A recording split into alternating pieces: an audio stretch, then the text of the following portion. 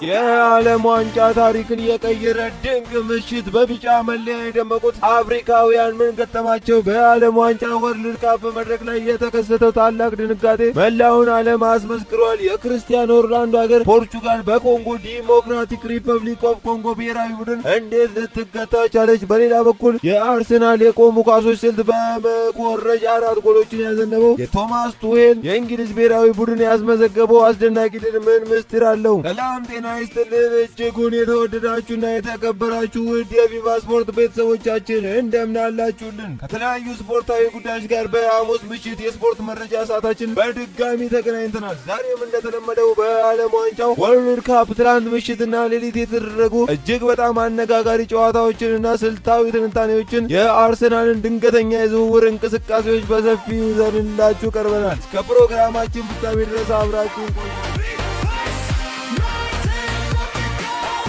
ውድ ቤተሰቦቻችን የዛሬውን ዜና የምንጀምረው የዓለም ዋንጫ ወርልድ ካፕ መረጃዎችን በማስቀደም ነው። ትላንትናና እንዲሁም ደግሞ ሌሊቱን በርከት ያሉ የዓለም ዋንጫ ወርልድ ካፕ ጨዋታዎች ቀጥለው እየተደረጉ ይገኛሉ። የምድብ የመጀመሪያ ጨዋታዎች ሁሉም ምድብ ላይ ተዳርሰው ተጠናቋል። ዛሬ ደግሞ የምድብ ሁለተኛ ጨዋታዎች ጅምራቸውን የሚያደርጉበት ዕለት ነው። ቀደም ብላ ጨዋታዋን ያደረገችው ፖርቹጋል ናት ከዲሞክራቲክ ሪፐብሊክ ኦፍ ኮንጎ ጋር የተደረገ ጨዋታ ነው። በተለይም ፖርቹጋል በዚህ ውድድር ላይ በትልቁ ትጠበቃለች። ይህ ስብስቧ ምናልባት ከዚህ በፊት በፖርቹጋል ብሔራዊ ቡድን ታይቶ ያልታወቀ ወይም ደግሞ በጣም ወርቃማው ትውልድ ሊሆን ይችላል የሚሉ ትልልቅ ግምቶች እየተሰጡት ይገኛል። ክርስቲያኖ ሮናልዶ በጣም ፕራይም በነበረበት ጊዜ እንኳን እንደዚህ አይነት የብሔራዊ ቡድን ስብስብ አልነበረውም። አሁን ላይ ያሉት የብሔራዊ ቡድን ስብስብ በአውሮፓ ላይ እጅግ በጣም ስመጥር በሆኑ ትልልቅ ቦታዎች ላይ ለሚጫወቱበትም ክለብ በጣም ትልቅ አገልግሎቶች የሚሰጡ ተጫዋቾች ናቸው። ትላንት አሰልጣኝ ሮቤርቶ ማርቲኔዝ የተጠቀሙት አስተላለፍ በተለይ የተከላካይ መስመሩ ላይ ቡድኑ ምን ያህል ጥልቀት እንዳለው የሚያሳይ ነው። ቶማስ አራውሆና የቀድሞ የቼልሲ ተጫዋች የነበረው ራናልዶ ቪጋ መጠቀምን ምርጫቸው አድርጓል። እነ ሩበን ዲያስ በተከላካይ መስመር ላይ በተጠባባቂ ወንበር ላይ ሲቀመጡ ተመልክተናል። ከዛ ውጭም እነ የማንቸስተር ሲቲው ማቴዎስ ኑኔስ፣ ዳሎት፣ ራፋኤል ሊያሎ፣ ጎንሳሎ ራሞስ እና ጆአው ፌሊክስ በተጠባባቂ ወንበር ላይ ነበሩ። በጣም ቡድን ጥልቀት ያለው እንደሆነ በርካቶች ቢያምኑምና ጨዋታውን ቀለል አድርገው ያሸንፋሉ ተብሎ ግምት ተሰጥቷቸው የነበረ ቢሆንም በመጀመሪያው ጨዋታ ግን በርካቶች እንዲጠራጠሩ ያደረገ ውጤት ነው ማምጣት የቻሉ። ከዲሞክራቲክ ሪፐብሊክ ኦፍ ኮንጎ ጋር 1-1 በሆነ አቻ ውጤት ነው ጨዋታውን ያጠናቀቁት። ይህ ታክቲካዊ ስብራት እንዴት ሊመጣ እንደቻለና የአሰልጣኙ ጨዋታ እንዴት ቡድኑን እንዳሰረው በሰፊው እንመልከተው። የጨዋታው ዝርዝር ቁጥራዊ መረጃዎችን በጥልቀት ስንመረምር የችግሩ ምንጭ በግልጽ እንረዳለን። የኳስ ቅብብልና ቁጥጥር ፖርቹጋል ሙሉ ጨዋታውን በበላይነት ለመቆጣጠር በመሞከር 783 የኳስ ቅብብሎች እርስ በርስ አድርጋለች። በአንጻሩ ዲሞክራቲክ ሪፐብሊክ ኦፍ ኮንጎ በነበራቸው የመከላከል መዋቅር 249 ኳሶችን ብቻ ነው የተለዋወጡ። የቅብብል ጥራትና ውጤታማነት ከፖርቹጋል 783 ኳሶች ውስጥ 92 በመቶ በትክክል የተደረሱ ነበሩ። ነገር ግን እነዚህ ቅብብሎች አብዛኛዎቹ ወደፊት ከመሄድ ይልቅ ወደ ጎንና ወደ ኋላ የተደረጉ በመሆናቸው የኮንጎን የመከላከያ መስመር መስበር አልቻሉም። የመጀመሪያው 45 ደቂቃ የበላይነት ፖርቹጋል በመጀመሪያው አጋማሽ አስገራሚ የሚባል 80 በመቶ የኳስ ቁጥጥር ሲኖራት፣ ኮንጎ በቀረው 20 በመቶ የኳስ ቁጥጥር ብቻ ነው ስትንቀሳቀስ የነበረው። ነገር ግን ፖርቹጋል ይህንን ሰፊ ቁጥጥር ወደ ሙከራ መቀየር አቅቷት ያስመዘገበችው 2 ሙከራዎች ብቻ ሲሆን አንደኛው በጆአው ኔቬስ አማካኝነት ወደ ጎልነት የተቀየረችው ብቸኛ ሙከራ ናት። በመጀመሪያው 45 ደቂቃ የፖርቹጋል የነበራት የኤክስፔክትድ ጎል ወይም ደግሞ ጎል የመሆን እድል መጠን 0.08 ብቻ ነበር። ይህም ቡድኑ ኳስ ከመያዝ ውጪ የጎል እድል ለመፍጠር ምን ያህል ሲቸገር እንደነበር ያሳያል። በአጠቃላይ በጨዋታው ማጠቃለያ ላይ የፖርቹጋል የጎል እድል 0.69 ሲሆን በአንጻሩ በየተወሰነ ጊዜ አደገኛ የመልሶ ማጥቃት ተሰነዘር የነበረችው የኮንጎ የጎል እድል 0.82 ደርሶ ነበር። ኮንጎ 8 ሙከራዎችን ስታደርግ ፖርቹጋል 7 ብቻ ነው ያደረገችው። ኢላማውን የጠበቀ ሙከራም ኮንጎ 3 ሲኖራት ፖርቹጋል 1 ብቻ ነው ያደረገችው። ይህ የሚያሳየው አሰልጣኝ ሮቤርቶ ማርቲኔዝ ከዚህ በፊት የቤልጂየም ብሔራዊ ቡድን ወርቃማ ትውልድን ይዘው በነበረበት ወቅት ይስተዋሉባቸው የነበሩ የታክቲክ ክፍተቶች አሁንም በፖርቹጋል ቤት በግልጽ እየታዩ መሆኑ ነው። ክፍተት እስኪያገኙ ድረስ ኳስን ያላስፈላጊ ሁኔታ ፖዝ ላይ ማድረግ እንጂ ፈጣንና ቀጥተኛ የሆኑ የጎል እድሎችን የመፍጠር ችግር በግልጽ ይስተዋላል። ለምሳሌ በዚህ ውድድር ዓመት በማንቸስተር ዩናይትድ ቤት እጅግ አስደናቂ ብቃት እያሳየ በርከት ያሉ ቻንሶችን ክሬት የሚያደርገው ብሩኖ ፈርናንዴስ በትላንትናው ጨዋታ እስከ 92ኛው ደቂቃ ድረስ አንድም ለጎል የሚሆን እድል መፍጠር ሳይችል ቀርቷል። በተጨማሪ ጆአው ፌሊክስ በዚህ ውድድር ዘመን በክለቡ በ33 ጨዋታ 33 ጎል አስተዋጽኦ የነበረውና በከፍተኛ መተማመን ላይ የሚገኝ ተጫዋች ቢሆንም ጨዋታው ጥቅጥቅ ብሎ በሚከላከለው የኮንጎ መከላከያ መስመር ላይ ሰብሮ ለመግባት የሚያስችል ምንም አይነት የመጫወቻ ደቂቃ በአሰልጣኙ አልተሰጠውም። የፖርቹጋል የኳስ ቁጥጥር አብዛኛውን በማን ሜዳና በራሳቸው የሜዳ ክፍል ላይ ብቻ የተገደበ የነበረ በመሆኑ ታክቲካዊ ድክመት በሰፊ የታየበት ጨዋታ ሆኖ አልፏል። የፖርቹጋል አንጋፋና ታሪካዊ አምበል ክርስቲያኖ ሮናልዶ 229ኛ ጨዋታውን ለሀገሩ በማድረግ አዲስ ታሪክ አስመዝግቧል። በእጁ እጅጌ ላይ GAS ወይም LESI የሚል ልዩ ጽሑፍ ያለው ማሊያን አድርጎ መግባቱን ብዙዎችን ትኩረት ስቧል። ይህ የተደረገው ክርስቲያኖ ሮናልዶ እና ሊዮኔል ሜሲ በ6 የዓለም ዋንጫዎች ወርልድ ካፕ ላይ በመወዳደር በታሪክ ቀዳሚዎቹ ተጫዋቾች መሆናቸውን በክብር ታሳቢ በማድረግ ነው። ሆኖም ሮናልዶ በትናንትናው ጨዋታ በ41 ዓመት ከ162 ቀኑ በመጫወት ከግብ ጠባቂ ውጪ በዓለም ዋንጫ ታሪክ አንጋፋ ተጫዋች መሆን ቢችልም ከግብ እጅግ የራቀበት ሁኔታ ተመልክተናል። ባለፉት 10 የቶርናመንት ጨዋታዎች ላይ በ2022 የኳታር ዓለም ዋንጫ 4 ጨዋታዎች፣ በአውሮፓ ዋንጫ 5 ጨዋታዎችና ትናንትና ጨዋታ ጭምር ምንም አይነት ጎል ማስቆጠር አልቻለም። ጨዋታው ሲጠናቀቅም በውጤቱ ደስተኛ ባለመሆኑ በቀጥታ ወደ መልበሻ ቤት አምርቷል። በሌላ በኩል ጨዋታውን ስሜታዊ የነበረበት ሌላ ምክንያት አለ። የፖርቹጋል እግር ኳስ ፌዴሬሽን የዲዮጎ ጆታ ቤተሰቦች ለዓለም ዋንጫው ወደ አሜሪካ ጋብዞ ትናንትና በስቴዲየም ተገኝቶ ጨዋታውን ተከታትለዋል። ዲዮጎ ጆታ ከአንድ ዓመት በፊት ከወንድሙ አንድሬ ሲልቫ ጋር በመኪና አደጋ ሕይወቱ ማለፉ ይታወሳል። ለሀገሩ 14 ጎሎችን ያስቆጠረ ውድ ተጫዋች ሲሆን ቡድኑ እሱን ለመዘከር የ26 ሲደመር አንድ ጨዋታዎች ስብስብን ይዞ በመጓዝ የጆታን ስም በይፋዊ የዝርዝር ሰሌዳ ላይ በደማቅ ቀለም አስፍሮታል። በትልቁ ሲጠበቅ የነበረው የእንግሊዝና ክሮኤሺያ ጨዋታ እጅግ አዝናኝና በጠንካራ ፉክክር የተሞላ ነበረ። ጨዋታው በነበረው የግብ ምልልስ የእንግሊዝ ብሔራዊ ቡድን 4-2 በሆነ ውጤት ማሸነፍ ችሏል። ይህ ጨዋታ በታክቲክ ረገድ እጅግ በርካታ አዳዲስ ነገሮች የታዩበትና የአሰልጣኝ ቶማስ ቱሄልን አዲስ ፍልስፍና በግልጽ ያሳየ መርሃ ግብር ነበር። የቶማስ ቱሄል የእንግሊዝ ብሔራዊ ቡድን ልክ እንደ አርሴናል በቆሙ ኳሶች ላይ ከፍተኛ ትኩረት የሰጠ ቡድን ሆኖ ቀርቧል። የማዕዘን ምቶቻቸውና የቅጣት ምቶቻቸው እጅግ አደገኛና በተጠናከረ መዋቅር የተሰሩ ነበሩ። የኔዘርላንድ ብሔራዊ ቡድን አሰልጣኝ ሮናልድ ኩማን ከጨዋታው ቀደም ብለው እንደገመቱት ሁሉ እንግሊዝ ከቆመ ኳስ ልክ እንደ አርሰናል አደገኛ መሆን እንደምትችል በትላንትና ጨዋታ በተግባር አሳይታለች። የመጀመሪያውን የፍጹም ቅጣት ምት ሊገኝ የቻለው ከማዕዘን ምት የተሻገረው ኳስ ኖኒ ማዱዌኬ በገፋበት ወቅት የክሮኤሺያው አንጋፋ አማካይ ሉካ ሞድሪች በሰራው ጥፋት ነው። ሃሪ ኬን የመጀመሪያውን ፍጹም ቅጣት ምት መጥቶ በግብ ጠባቂው ተመልሶ የነበረ ቢሆንም ከግብ ጠባቂው የአቋቋም ሕግ ጋር በተያያዘ ፍጹም ቅጣት ምቱ እንዲደገም ተደርጎ በሁለተኛው ሙከራ ላይ ኳስና መረብን አገናኝቷል። ሁለተኛውን ጎል ሃሪ ኬን ከማዕዘን ምት የተሻገረውን ኳስ በመጠቀም በግንባሩ ገጭቶ ነው ድንቅ ጎልን ያስቆጠረው። በሁለቱም በኩል በድምር 32 ሙከራዎች የተደረጉ ሲሆን ከእነዚህ ውስጥ 16ቱ ቀጥታ ኢላማቸውን የጠበቁ ነበሩ።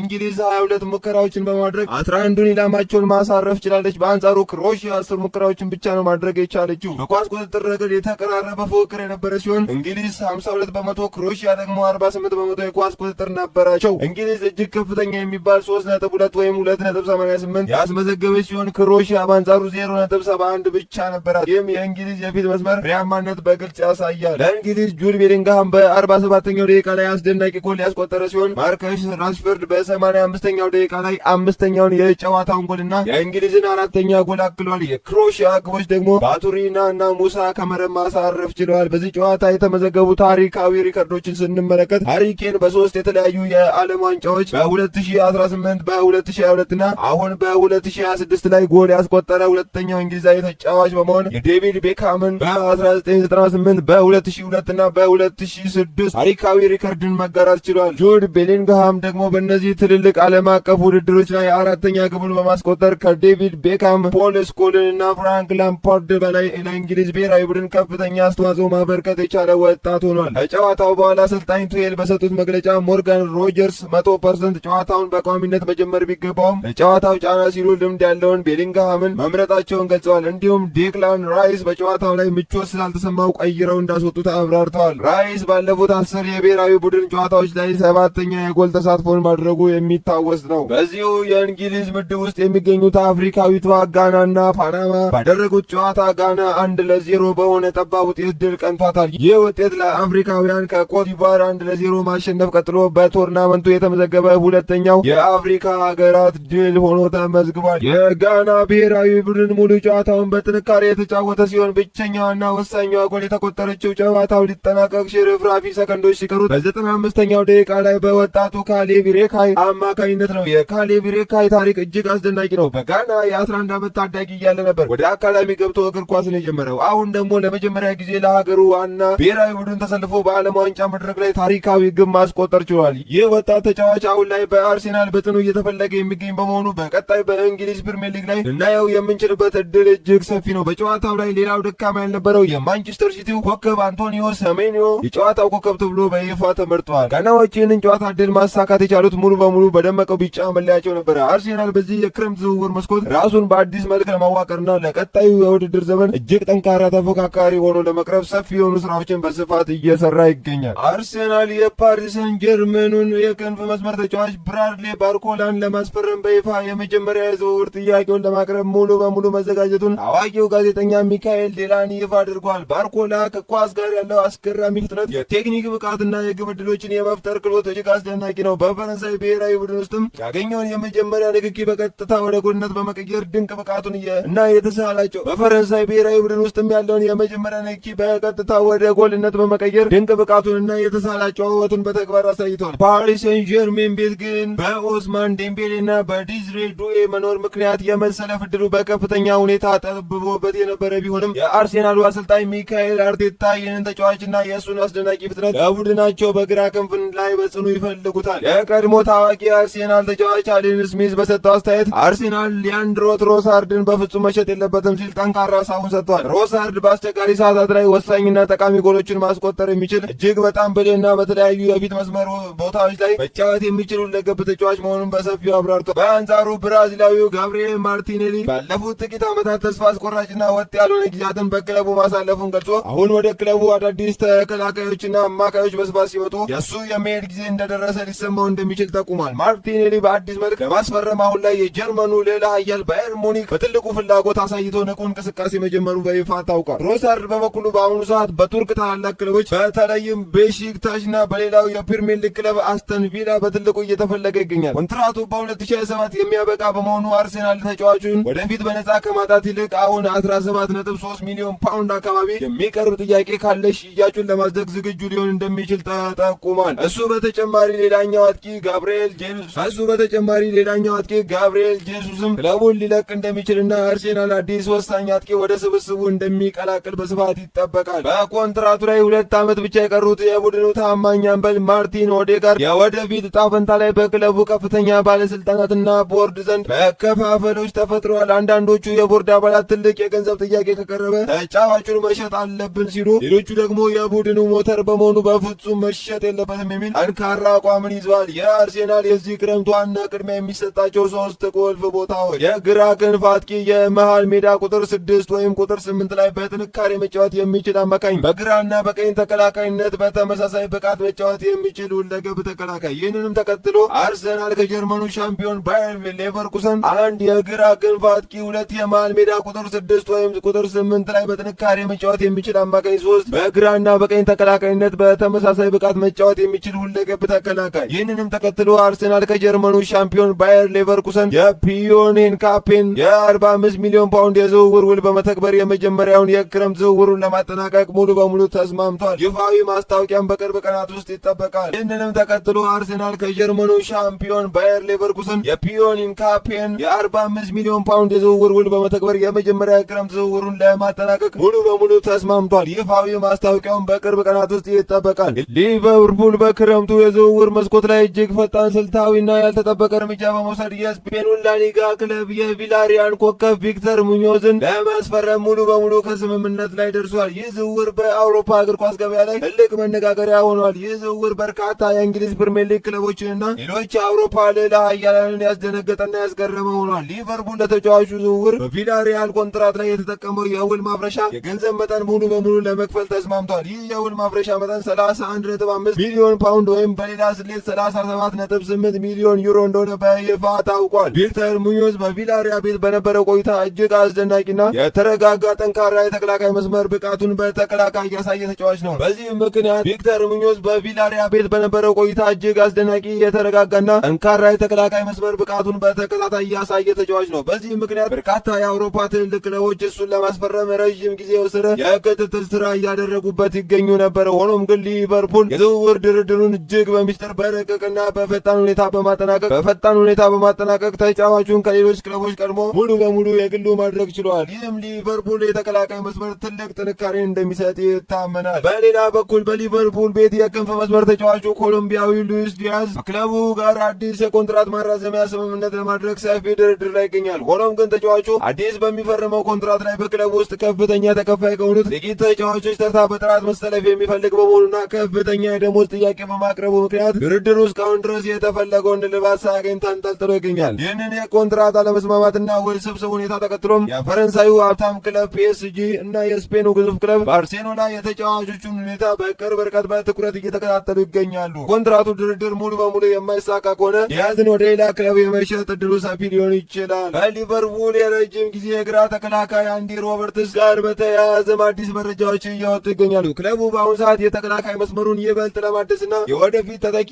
ለማዘጋጀት ሲል አዲስ ወጣት የግራ ተከላካይ ወደ አንፊልድ ለማምጣት እያደረገ ያለው ሰፊ እንቅስቃሴ ተጫዋቹን ስጋት ላይ ጥሎታል። ይህ አዲስ ዝውውር እንደ ሮበርትስ በሊቨርፑል ቤት የነበረው ቋሚ የመሰለፍ ተፈጥሯዊ ቦታ በቀላሉ ለማስከበር ከባድና ፈታኝ የሆነ የውስጥ ፉክክር እንዲገጥመው እንደሚያደርገው በስፋት ታውቋል። ማንቸስተር ዩናይትድ ባለፈው የውድድር ዘመን በግራ ተከላካይ መስመር ላይ በሉክ ሾው እና ታይሬል ማላሲያ በተደጋጋሚና ረጅም ጊዜ የወሰደ ጉዳት ምክንያት ከፍተኛ ፈተናና የታክቲክ ቀውስ ሲገጥመው ማስተዋላችን ይታወሳል። ይህንን የቡድኑን ደካማ ጎን በዘላቂነት ለመቅረፍ የተከላካይ መስመሩን አስተማማኝ ለማድረግ ክለቡ አሁን ላይ በንቁ ሁኔታ ወደ ዝርዝር ገበያ ወጥቷል። ማንቸስተር ዩናይትድ በአሁኑ ሰዓት የቦርንማውዝን ወጣት እና ተስፋ ሰጪ የግራ ተከላካይ ሚሎስ ኬርኬዝን ወደ ኦልድ ትራፎርድ ለማምጣት ራዳሩን ሙሉ በሙሉ አቁሟል። ኬርኬዝ በእንግሊዝ ፕሪሚየር ሊግ ላይ ባሳየው ፈጣን የሊግ እድገት በአካል ብቃቱና በተለይም ወደ አጥቂ መስመር እየተሳተፈ በሚፈጥራቸው አደገኛ ድሎች የሚታወቅ በመሆኑ ለዩናይትድ ስብስብ ቀዳሚና ተመራጭ አማራጭ ሆኖ ቀርቧል። ሆኖም ክለቡ እሱን ብቻ ሳይሆን ሌላ ሁለተኛ አማራጭም አዘጋጅቷል። የፋልሃሙን አስተማማኝ ተከላካይ አንቶኒ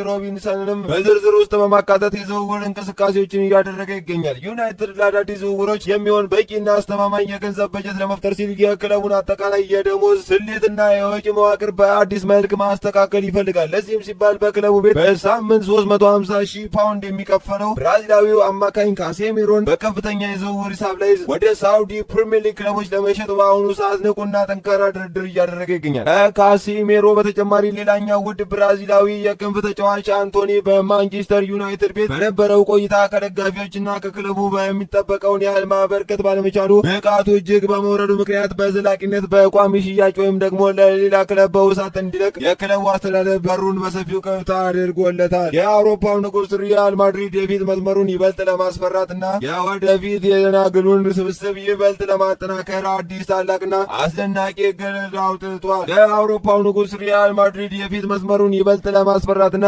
የወደፊት የደናግሉን ስብስብ ይበልጥ ለማጠናከር አዲስ ታላቅና አስደናቂ እቅድ አውጥቷል። ማድሪዶች የባየር ሙኒኩን ፈረንሳይ ኮከብ ማይክል ኦሊሴን በቅርብ ርቀት በጥብቅ እየተከታተሉት ይገኛሉ። ኦሊሴ በጀርመን ቡንደስሊጋና በፈረንሳይ ብሔራዊ ቡድን እያሳየ ያለው አስደናቂ ብቃት ማድሪድን ከፍተኛ ባለስልጣናት ቀልብ ሙሉ በሙሉ ስቧል። ሪያል ማድሪድ ይህንን ግዙፍ ዝውውር እውን ለማድረግ እስከ 150 ሚሊዮን ዩሮ የሚደርስ ታላቅ የዝውውር በጀት ለማዘጋጀት ዝግጁነቱንና ፍላጎት እንዳለው በስፋት ተጠቁሟል። የክለቡ ፕሬዚዳንት ፍሎሬንቲኖ ፔሬዝ ወጣቶችን እና ፈጣን የክንፍ ተጫዋቾችን በአንድ ላይ የመሰብሰብ ስትራቴጂያቸውን አሁንም በጠንካራ ሁኔታ ቀጥለውበታል። ኦሊሴ በቀኝ ክንፍ ላይ በጥራት መጫወት መቻሉና ወደ መሃል ሜዳ እየሰበረ በሚገባበት ጊዜ የሚፈጥራቸው አስደናቂ ድሎች ክለቡን ይበልጥ ጠንካራና የማይበገር እንደሚያደርገው በጽኑ ያምናሉ። ባየር ሙኒክ ተጫዋቾቹ በቀላሉ የመልቀቅ ፍላጎት ባይኖሩም የማድሪድ የገንዘብ አቅምና የተጫዋቾቹ በሳንቲያጎ በርናባው የመጫወት ልምድ ዝውውሩን ሊያፋጥነው ይችላል ተብሎ ይታሰባል። ውድና የተከበራችሁ የቪቫ ስፖርት ቤተሰቦቻችን ለዛሬ ያዘጋጀናቸው ሙሉ የስፖርት መረጃዎቻችንና ጥልቅ ትንታኔዎቻችን እነዚህን ይመስሉ ነበር። በትናንትና የዓለም ዋንጫ ጨዋታዎች በተለይም በፖርቹጋልና በእንግሊዝ ጨዋታዎች ያላችሁን አስተያየት እንዲሁም አርሴናል በባርኮላ ላይ ያቀረበው ጥያቄ ምን እንደምትሉ ኮሜንት ሳጥን ላይ በሰፊው አስፍሩልን። በሌላ አዝናኝና አስተማሪ የስፖርት መረጃ በድጋሚ በሰፊው እስከምንገናኝ ድረስ ሰላም፣ ጤናና ፍቅር ለእናንተ ይሁን። ሰላም